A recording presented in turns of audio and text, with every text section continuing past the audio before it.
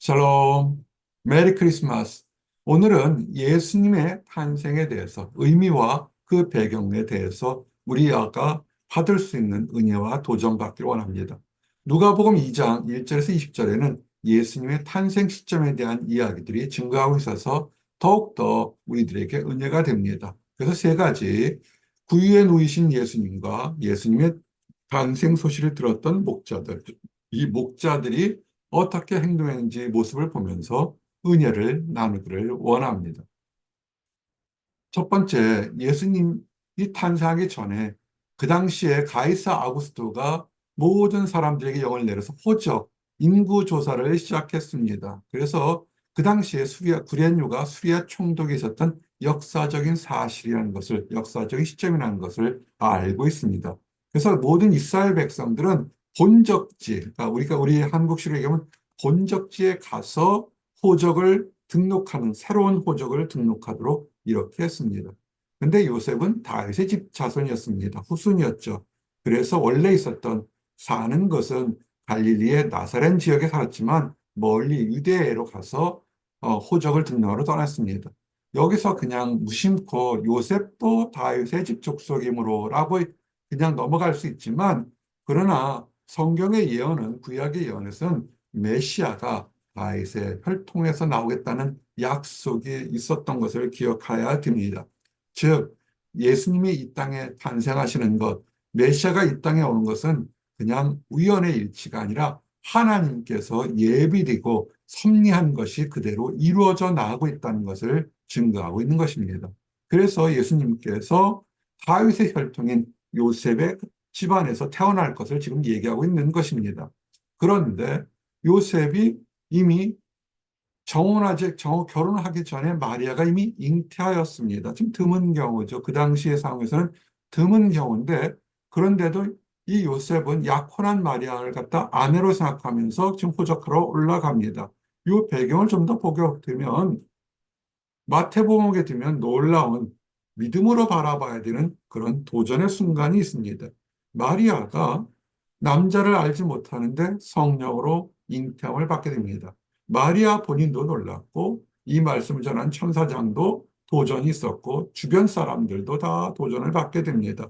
어떻게 남자와 여자와 함께 하지 않았는데 성령으로 잉태될 것인가? 라는 의심이 들었을 때 마리아가 순종을 하고, 또한 하나님께서는 마리아가 확신을 주기 위해서 그의 사촌인 엘리사벳의 나이가 먹어서 도저히 아이를 가질 수 없을 때 아이를 갖는 기적을 보면서 하나님께서 하시면 성령으로 잉태할 수 있다는 것도 알게 됩니다. 그런데 정혼자였던 요셉이 이것을 이해할 수 있을까요? 현대 관점에서도 이해할 수가 없습니다. 말이 안 되는 얘기죠. 근데 그 당시의 관습은 이렇게 정혼하기 전에 아이를 갖게 되면 부정한 여인이라 그래서 굉장한 징계를 받을 수밖에 없습니다. 생명의 위협을 받는 징계를 받게 되는데, 근데 요셉은 의로운 사람이라 그를 그냥 조용히 놓아주려고 했어요. 파혼하는 식으로 놓게 되면 전혀 마리아의 생명과 복중의 아이가 해를 당하지 않습니다. 요셉은 아하, 나와 말고 다른 사람의 아이였구나라고 생각했는데, 그럴 때 얼마나 고민했겠습니까? 의로운 사람이고 마리아를 사랑했는데 복중의 아이가 이미 생겼으니 자기는 알고 있는데 자기 아이가 아닌데, 그럴 때 천사가 나타나게 됩니다. 그러면서 요셉에게 얘기합니다. 다윗의 자손 요셉아, 이 말씀을 다시 보십시오. 다윗의 자손 요셉아, 하나님은 아브라함 때부터 시작해서 너희 씨를 통해서 이 땅에 메시아가 올 거를 예언하고 축복하고 기도해 주셨던 것을 그대로 기억하시기 바랍니다. 그 다윗의 자손입니다. 요셉아가 얘기합니다. 네 아내 마리아를 아내로 인정하는 것을 두려워하거나 무서워하지 말라는 것입니다. 이것은 네가 두려워하고 의심하는 인간의 보통 생각을 당연한 것이지만, 그러나 지금 마리아가 아이를 가진 것은 하나님의 성령으로 잉태된 것이니까, 초자연적인 것이니까 네가 의심하거나 두려워할 것이 없다는 것입니다. 이렇게 얘기를 하게 되면 요셉이 의심하거나 두려워해야 되는데, 그런데 천사가 얘기를 믿게 됩니다.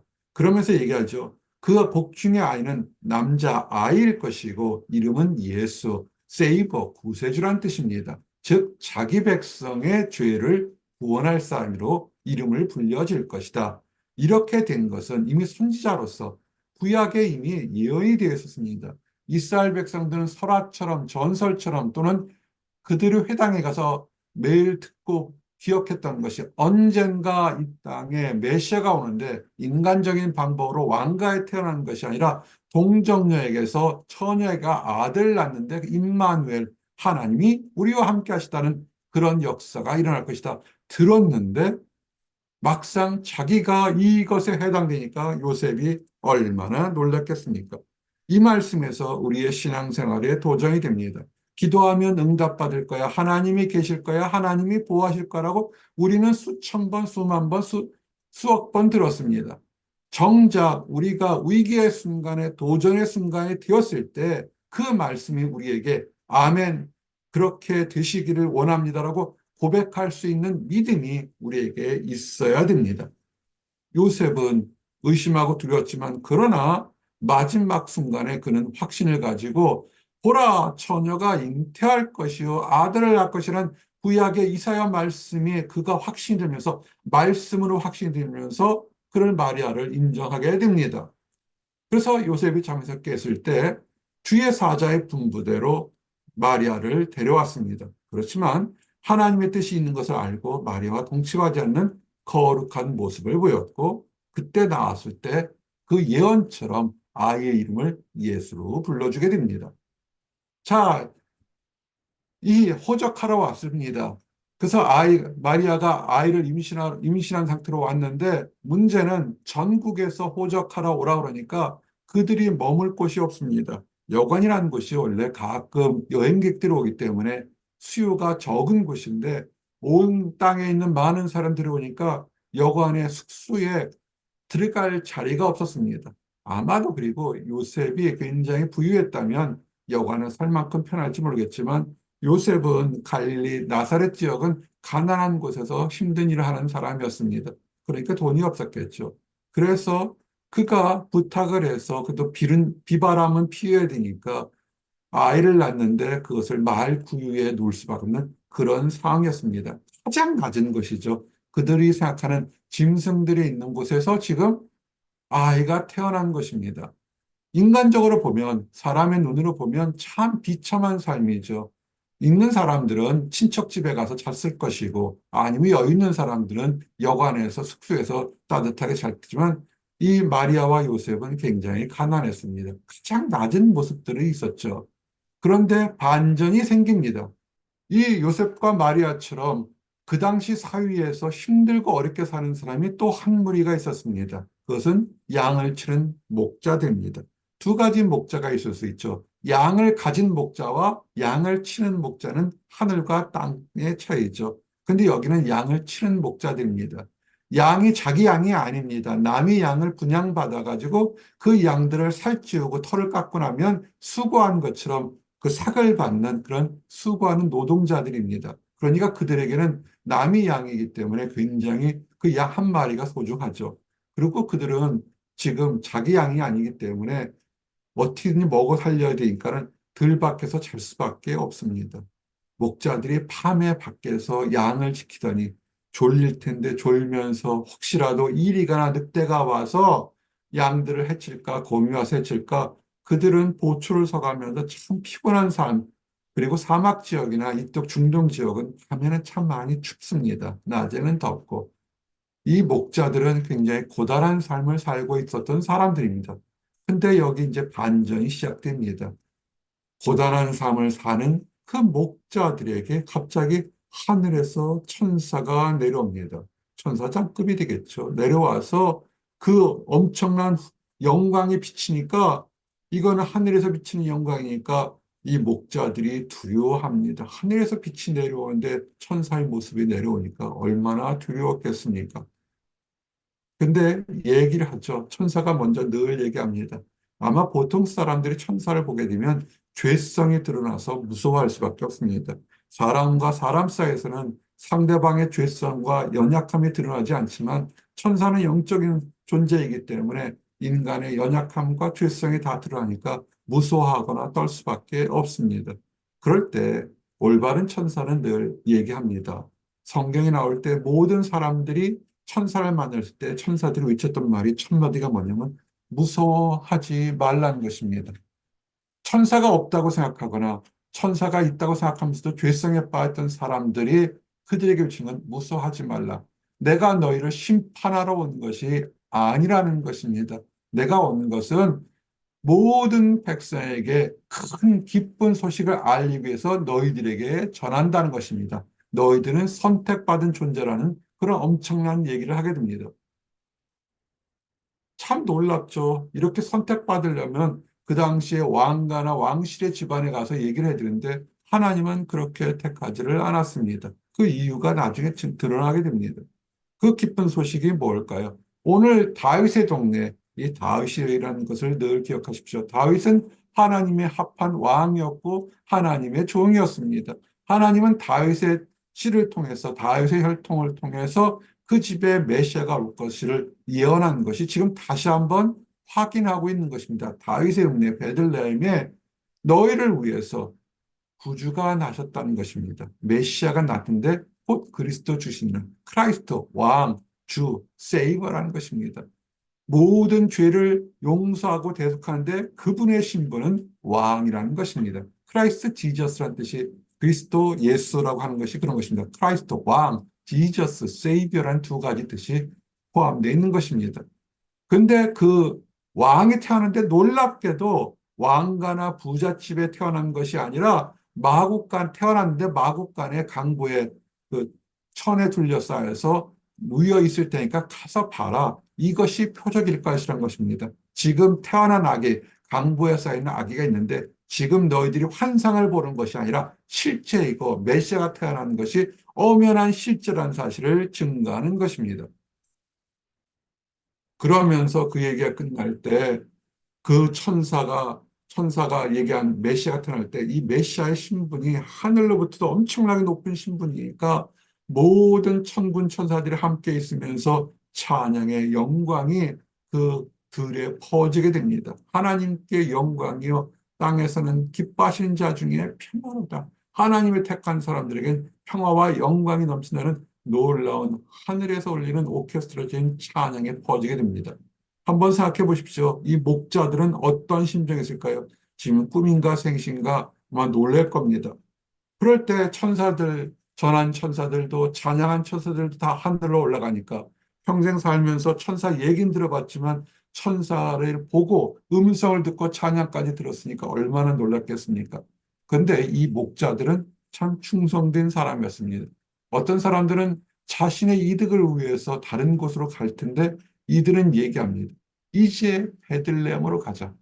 가서 우리에게 주께서 지금 천사가 이 목자들보다는 위가 되니까 주라고 표현한 겁니다. 작은 로드, 큰 대문자 로드는 주님, 예수님을 상징하는 더 능력 있는 주님께서 우리에게 얘기했으니까 정말 이것이 사실인지 아닌지 무슨 일인지 알아보자. 이것이 믿음의 시작이고 이것이 충성의 시작인 것입니다. 말씀을 전달하고 받으면 일이 어떻게 이루어진지 보자 하고 행동하는 것, 말씀으로 듣고 행동하는 것, 믿음은 들음에서 나며 들음은 행동, 하나님의 말씀에서 나는 것, 좀 믿고 듣고 행동할 때 놀라운 역사가 일어나는 것이죠. 그래서 그들은 갈 때 느릿하거나 두렵거나 의심한 것이 빨리 하나님 말씀을 듣고 하나님의 역사가 일어나서 그들은 행동을 빨리 했습니다.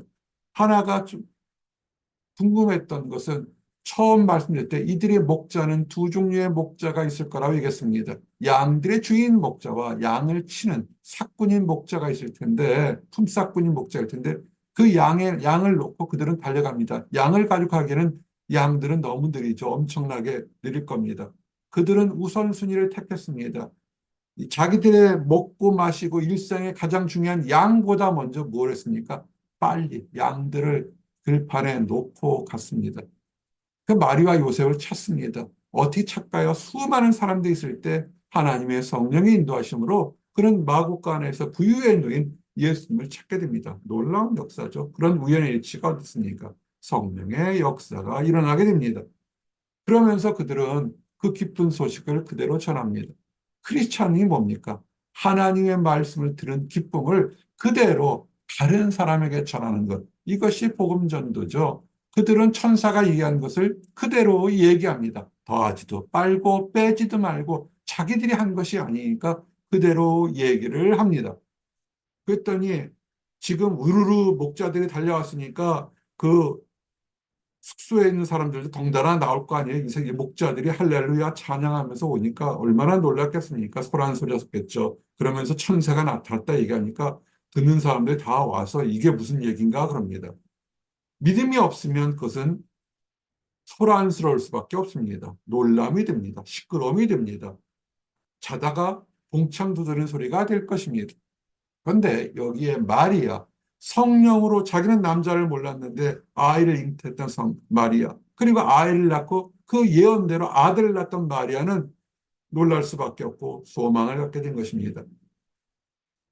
지극히 높은 곳에서 마리아를 택했던 하나님의 뜻을 마리아가 깨닫고 있으니까 아하, 이 모든 것은 이 땅에 메시아로 오셨던 것이 예수님에 대해서 그런 마리아의 소망을 뒀던 것입니다.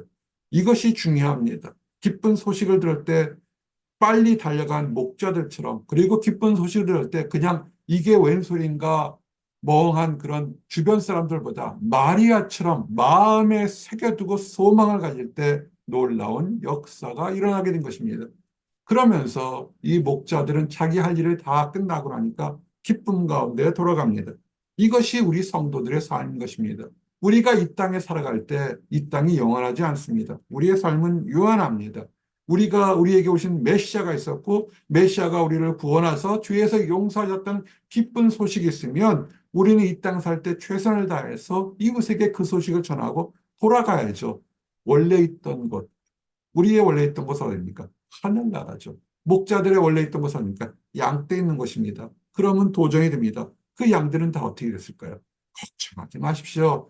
하나님의 사자가 다 양들 보호했을 겁니다. 왜냐고요? 그들 양들이 다 흩어져서 망했으면 이 소문이 벌써 수천 년 동안 어리석은 목자들이 헛것을 봐서 마을 구육간에 달려가서 전하다가 그 사이에 못된 짐승들이 와서 다 양들이 해를 당했다고 소문날 텐데 그런 소문 2000년 동안 한 번도 난 적이 없습니다. 광야에서 이스라엘 백성들을 만나 매출하기로 40년 동안 먹이신 것처럼 하나님께 영광을 돌리는 사명을 감당한 목자들, 그리고 그것을 마음에 새겼던 마리아, 그리고 찬양을 돌렸던 모든 사람들에게 그들에게는 하나님의 특별한 보호하심과 인도하심이 있다는 것을 기억하시기 바랍니다. 이제 말씀을 정리합니다. 메리 크리스마스. 이 왕으로 오신 예수님을 경배하는 것. 그것이 메리 크리스마스죠. 예수님이라는 것은 구세주란 뜻입니다. 그리스도라는 것은 왕이란 뜻입니다. 예수님은 왕이신데 이 땅에 오셨을 때의 모습 자체가 우연의 일치나 아니면 신화나 설화가 아니라 정확히 역사적인 사건에 기록되어 있습니다. 이스라엘 백성 전체가 호적할 때, 그리고 구유에 누웠을 때 수많은 증거들이 목자들과 수많은 증거들에서 이것은 역사적인 사실이라는 것입니다. 이스라엘 백성들이 그렇게 오랫동안 구약시대에 기다려왔던 다윗의 집안에 다윗의 집안인 요셉의 그 가정에 아이가 태어났던 것을 또한 보게 됩니다. 사랑하는 성도 여러분, 우리에게 하나님은 늘 말씀을 주십니다. 그럼 축복의 말씀을 받은 목자들처럼 빨리 행동하시고 무슨 일이 일어나는지, 하늘나라에 이 땅에 무슨 일이 일어나는지 관심을 가지고 행동하시고 순종할 때, 그리고 말씀에 따라 영광을 돌릴 때 우리는 다시 오실 예수님을 보게 될 것입니다. 그래서 늘 삶에서 기쁨과 영광이 넘치게 될 것입니다. 기도하시겠습니다. 하나님 감사합니다.